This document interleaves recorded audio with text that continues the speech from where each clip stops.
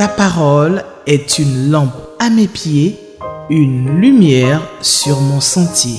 Psaume 119, verset 105. La méditation.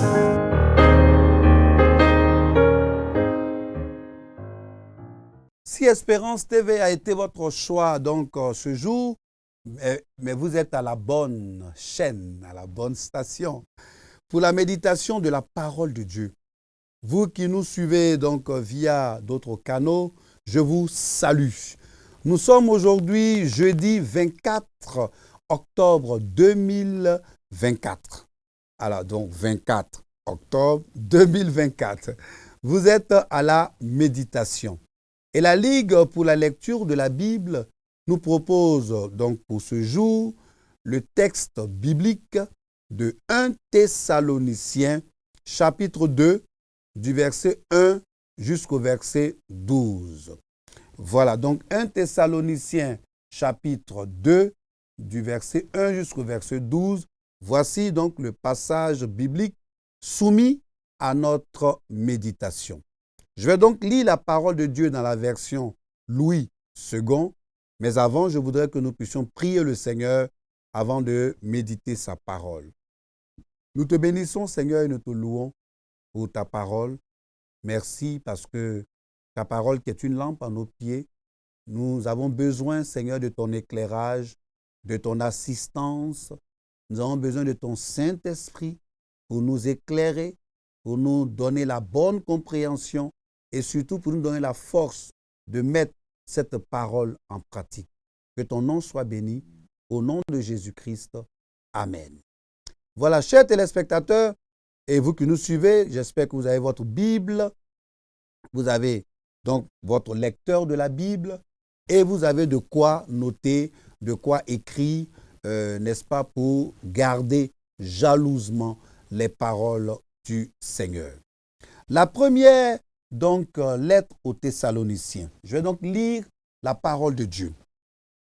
1 Thessaloniciens, chapitre 2, du verset 1 jusqu'au verset 12. Voilà. Vous savez vous-même, frères, que notre arrivée chez vous n'a pas été sans résultat. Après avoir souffert et reçu des outrages à Philippe, comme vous le savez, nous prîmes de l'assurance en notre Dieu pour vous annoncer l'évangile de Dieu au milieu de bien de combats. Car notre prédication ne repose ni sur l'erreur, ni sur des motifs impurs, ni sur la fraude. Mais selon que Dieu nous a jugés dignes de nous confier l'évangile, ainsi nous parlons, non comme pour plaire à des hommes, mais pour plaire à Dieu qui sonde nos cœurs. Jamais, en effet, nous n'avons usé de paroles flatteuses, comme vous le savez. Jamais nous avons eu la cupidité pour mobile. Dieu en est témoin. Nous n'avons point cherché la gloire qui vient des hommes, ni de vous, ni des autres. Nous aurions pu nous produire avec autorité comme apôtres de Christ, mais nous avons été pleins de douceur au milieu de vous. De même qu'une nourrice prend un tendre soin de ses enfants, nous aurions voulu, dans notre vive affection pour vous, non seulement vous donner l'évangile de Dieu, mais encore nos propres vies, tant vous nous étiez devenus chers. Vous vous rappelez, frères, notre travail et notre peine, nuit et jour à l'œuvre, pour n'être à charge à aucun de vous. Nous vous avons prêché l'évangile de Dieu.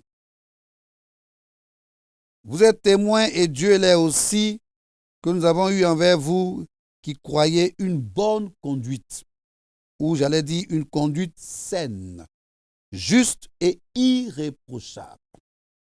Verset 11.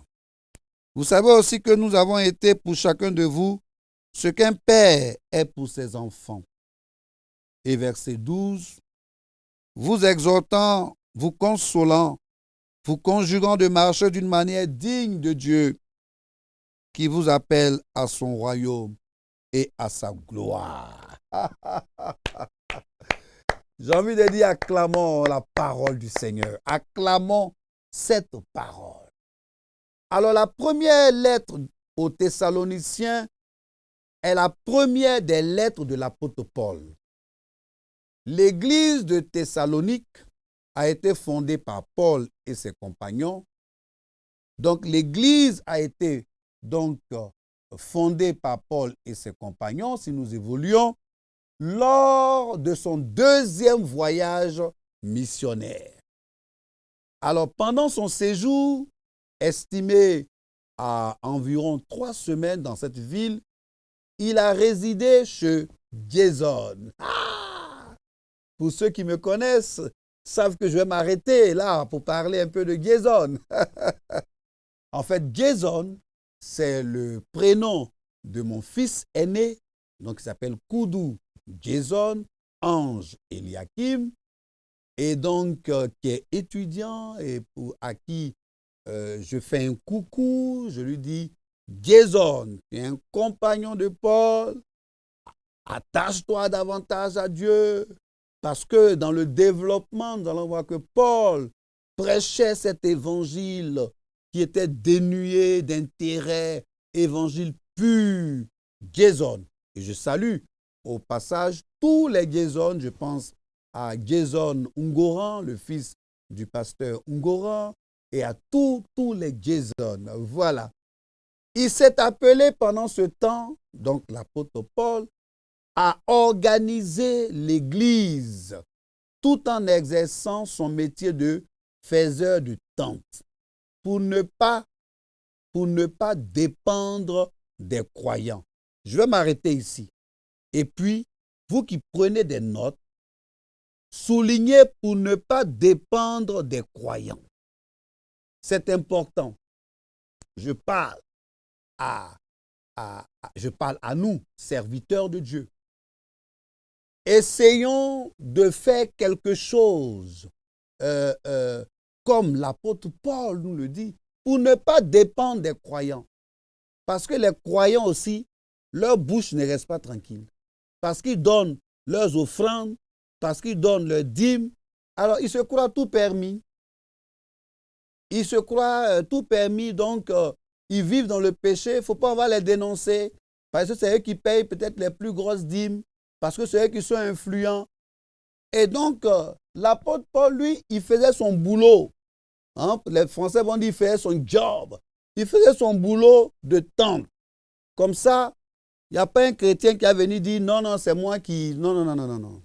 Et donc, je vous encourage, chers collègues, serviteurs de Dieu, je vous encourage à travailler aussi de vos mains, à travailler pour ne pas dépendre des croyants. Ou j'allais dire pour ne pas dépendre uniquement des croyants.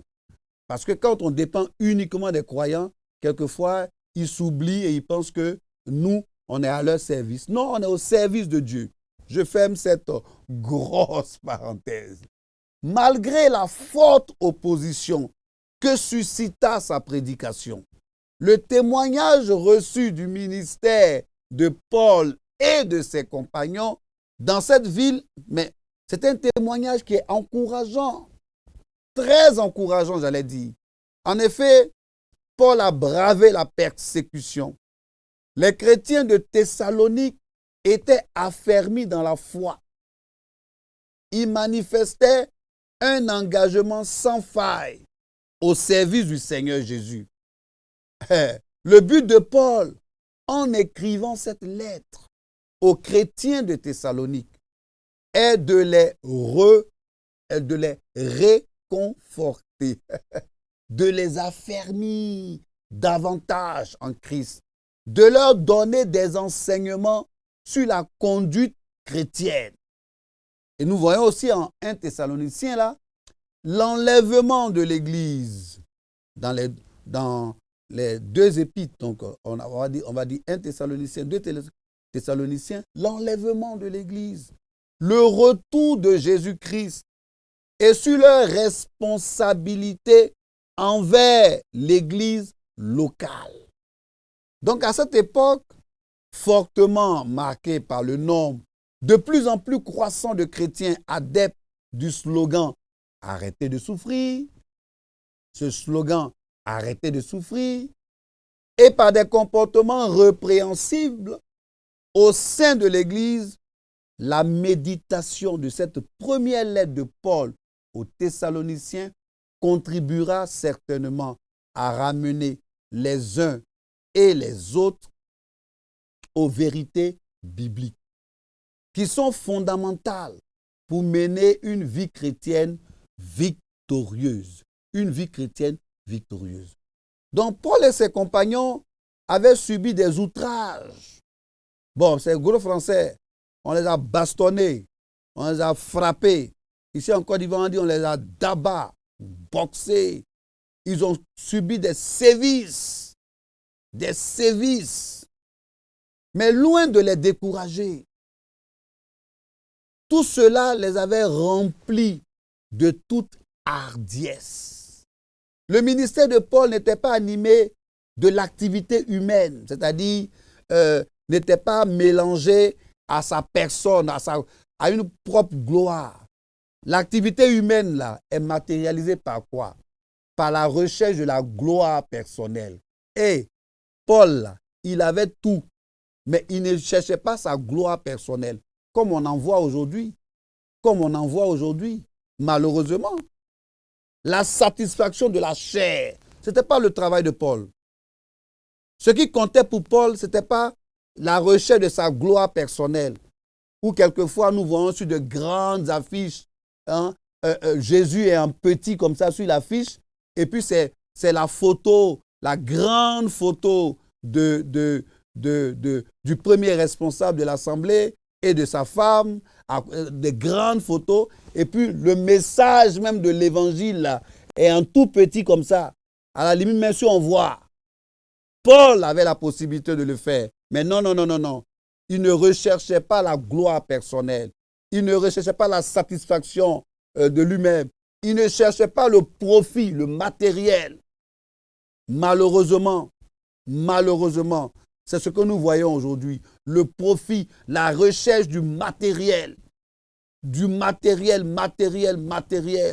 Comme je le dis quelquefois, nous sommes obligés, je ne sais même pas si nous sommes obligés, mais on fait des grands programmes que de prospérité, que de bénédiction, des séminaires entiers sur des bénédictions. Faisons des séminaires sur la parole de Dieu, sur la recherche de la vérité, aussi. Je n'ai rien contre la prospérité, je n'ai rien contre la richesse, mais j'ai quelque chose contre ce goût effréné que de la prospérité. Des programmes entiers sont organisés, des ministères ne parlent que de prospérité. Non, la Bible ne dit pas que la prospérité. La Bible parle aussi de sanctification. La Bible aussi parle du retour de Jésus. Prêchez sur le retour de Jésus. Donnez aussi des enseignements sur le retour de Jésus, sur les calamités qui sont en train de se produire en ce moment dans le monde, qui annoncent à grands pas que Jésus revient bientôt. Au contraire, les souffrances de l'apôtre témoignaient d'un entier désintéressement. Il a dit, je suis dresseur de tente. Donc, il ne faut pas que quelqu'un vienne me mélanger pour dire que, comme il a donné offrande ou quoi, il va venir parler sur moi. Non, non, non, non. Faire son boulot, prêcher l'évangile. Deux sentiments l'animaient. Un, le souci continuel de plaire à Dieu. C'est ça qui doit nous animer. Plaire à Dieu. Et l'amour pour ceux qui étaient devenus ses propres enfants. Serviteurs de Dieu. Le souci continuel de plaire à Dieu. Et puis ceux que Dieu nous a donnés pour enseigner, qui sont devenus nos propres enfants. On se plaît à dire, c'est mon fils spirituel. Ça, c'est ma fille spirituelle. Lila, c'est mon fils spirituel. Mais qu'est-ce que tu lui donnes comme communication, comme message, comme exemple? Comme une mère, il les nourrit, l'apôtre Paul. Il les chérit. Et comme un père, il les exhorte les console, leur apprend à marcher selon le Seigneur. C'est ça, c'est ça. Père spirituel, il faut apprendre à marcher selon le Seigneur. Il ne faut pas rester seulement dans, il faut venir s'aimer, il faut venir donner l'argent. Non, non, non, non. L'argent, c'est important. Mais il faut leur apprendre à marcher selon le Seigneur. Et si son cœur est touché, là, il va donner l'argent. Mais il ne faut pas mettre l'argent devant et puis la marche derrière. Ça veut dire que le blé est devant et puis lui marche derrière le Seigneur. Non, non, non, non, non. C'est la marche d'abord. Et ensuite, le bien, là, vient après. La Bible dit, cherchez premièrement le royaume et la justice de Dieu, virgule.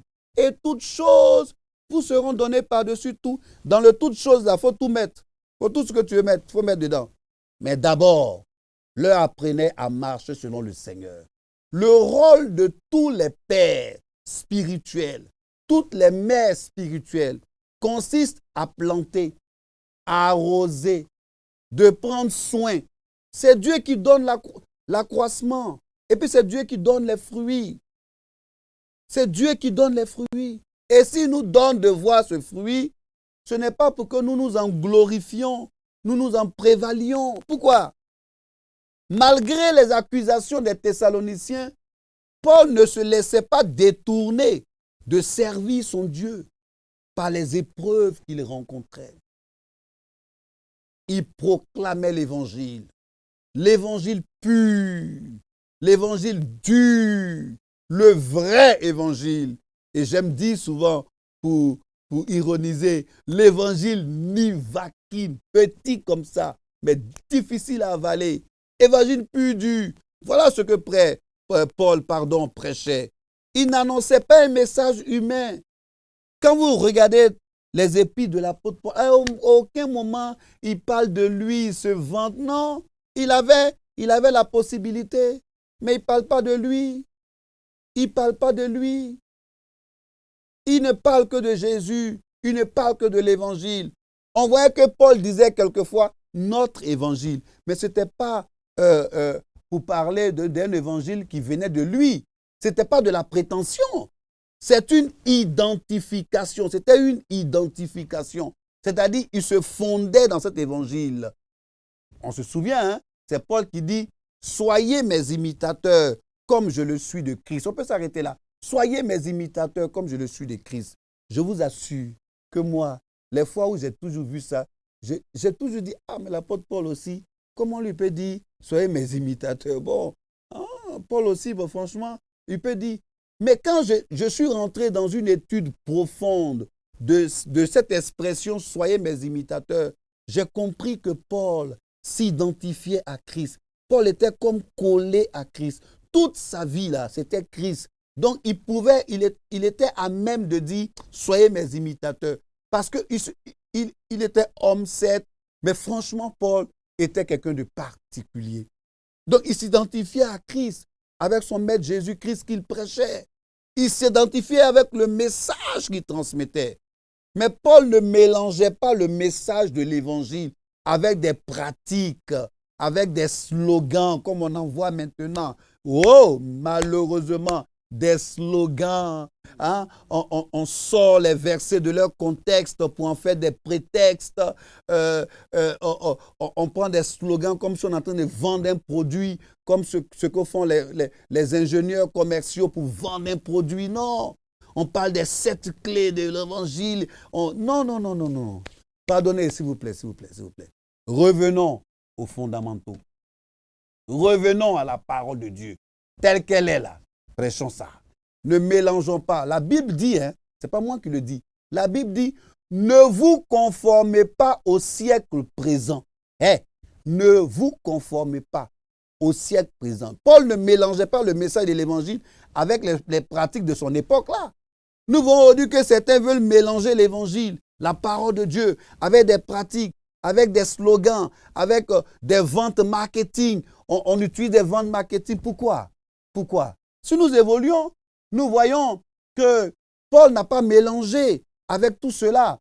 Évoluons, s'il vous plaît, nous allons voir que Paul n'a pas mélangé tout ça. Vous voyez, quelquefois, aujourd'hui, on est surpris. on est surpris des comportements, des habillements, des choses du monde qui sont dans l'église, des piercings, de l'homosexualité, de la mode à outrance, des vêtements osés et osants. Ici en Côte d'Ivoire, il y a un nouveau phénomène qu'on appelle les woubi, l'immoralité à outrance. Et certains justifient même ces pratiques en sortant certains versets de leur contexte pour en faire des prétextes. L'heure est d'arrêter, de diluer le message puissant de l'évangile, de nous distraire avec des choses qui n'ont rien à voir avec la parole de Dieu, qui n'ont rien à voir avec la parole de Dieu. Ça n'a rien à voir avec la parole de Dieu, il ne faut pas nous distraire. En tout cas, moi, je ne me laisse pas distraire. Paul ici doit se défendre des accusations sans fondement des Thessaloniciens, rapportées sans doute par Timothée, son bon petit, comme on le dit ici en Côte d'Ivoire. De quoi Paul était accusé en fait?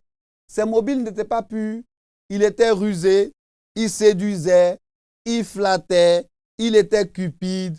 C'est ça qu'on disait de Paul. Mais Paul saisit l'occasion pour exhorter et enseigner au sujet du service chrétien. Paul utilisait donc la parole de Dieu, il leur enseignait le service chrétien. Paul leur rappelle que sa visite avait porté du fruit tout en restant humble. Paul avait le sens de la responsabilité et une grande conscience de la dignité de son apostolat. Paul rappelle comment il était arrivé chez eux, sorti de prison à Philippe. Il n'était pas venu se réfugier chez eux, mais était venu prêcher l'évangile, gagner leur ville à Jésus-Christ. Sa prédication reposait sur des solides fondements. Le ministère chrétien est avant tout la manifestation du caractère chrétien. Notre attitude a plus d'impact que nos paroles et nos actes. Le comportement du serviteur de Dieu détermine la qualité de son travail. Les Thessaloniciens avaient pu observer Paul. Ils connaissaient les fruits de son service, son message. Ils savaient que Paul vivait son enseignement. Si nous évoluons, ils savaient que Paul vivait son enseignement. Quand Dieu confie un travail à ses serviteurs, il leur donne les forces pour accomplir avec le courage et la détermination de mener à bien en dépit de tous les obstacles qui peuvent surgir. Alors, vous allez répondre chez vous donc aux questions 2, 3 et 7. Alors, question 2, est-ce que ce passage m'apprend quelque chose sur Dieu le Père, Dieu le Fils, Dieu le Saint-Esprit? Y a-t-il un exemple à suivre ou à ne pas suivre? Question 3, quelle vérité Dieu me révèle-t-il? Question 7. Si vous nous prenez donc en marche, vous êtes sur le canal Espérance TV et nous avons médité, ou nous sommes en train de méditer, 1 Thessaloniciens 2, du verset 1 jusqu'au verset 12. Seigneur, je te bénis, je te rends toute la gloire. Tu es digne de louange, tu es digne d'adoration. Que ton nom soit béni au nom de Jésus-Christ. Seigneur, tu nous as dit beaucoup de choses. Maintenant, tu voudrais que nous puissions mettre en pratique ta parole au nom de Jésus-Christ. Amen. Alors, Espérance TV, donc pour le salut du monde, toute l'équipe de production vous dit shalom chez vous.